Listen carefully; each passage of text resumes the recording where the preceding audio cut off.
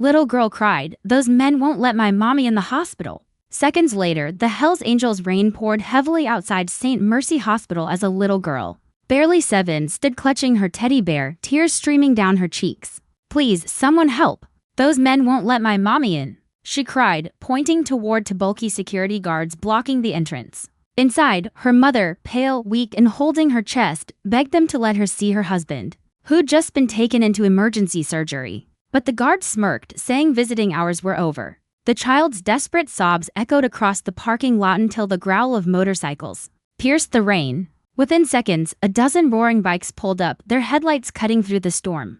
The Hells Angels had arrived. What happened next would shake the entire hospital and teach everyone there that no one stands between a mother and her child when angels in leather are near. The hospital doors slid open and shut with a mechanical hiss as the guards crossed their arms, blocking anyone from entering. They were temporary hires, men who thought a hospital night shift meant easy money and no trouble. But tonight was different. Little Emma clung to her mother's coat, sobbing. Her mother, Grace, had rushed from work after getting a call that her husband, Jack, had been hit by a drunk driver. She wasn't just scared, she was shattered. "Please," she pleaded, "my husband's in surgery. He needs me." "Rules are rules," one of the guards barked. "No entry after 9 p.m. Emma's cries grew louder. She tugged on the man's sleeve. "Please, mister, my daddy is dying." The man looked away, annoyed. "Kid, I said no." Grace's knees buckled. The long day, the rain, and the shock had drained her strength. She sank to the wet pavement, trembling. Across the street, a low rumble stirred, engines growling in unison.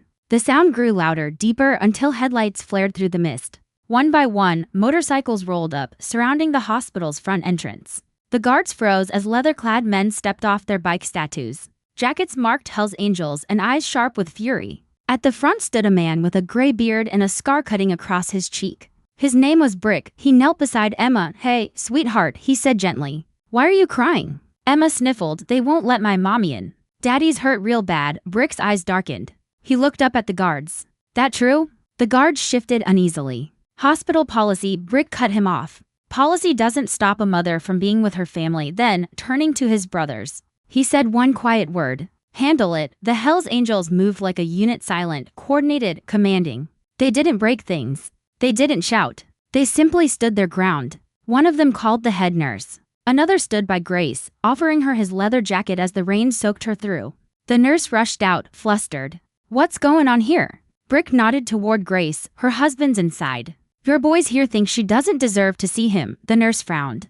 "That's absurd." "Security, is this true?" The guards mumbled something about rules, but before they could finish, Brick's voice thundered. "Rules don't mean a damn thing when a man's fighting for his life." Grace tried to speak but broke down crying. The nurse helped her up and led her inside. The angels didn't move until the doors closed behind her. Inside the ICU, Grace finally saw her husband, pale and hooked to machines. She held his hand, whispering prayers through tears. Outside, the angels waited. Rain poured, thunder cracked, but they didn't leave. Brick lit a cigarette, glancing at Emma. "He's a strong man, your daddy. He'll pull through." Hours later, a doctor emerged, smiling. "He made it. He's stable now." Emma squealed with joy, hugging Brick's leg.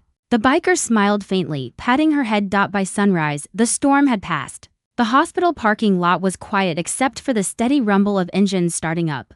Grace stepped outside, holding Emma's hand. Her eyes were swollen, but her smile was real. "He's going to recover," she said softly. "They say he'll walk again." Brick nodded.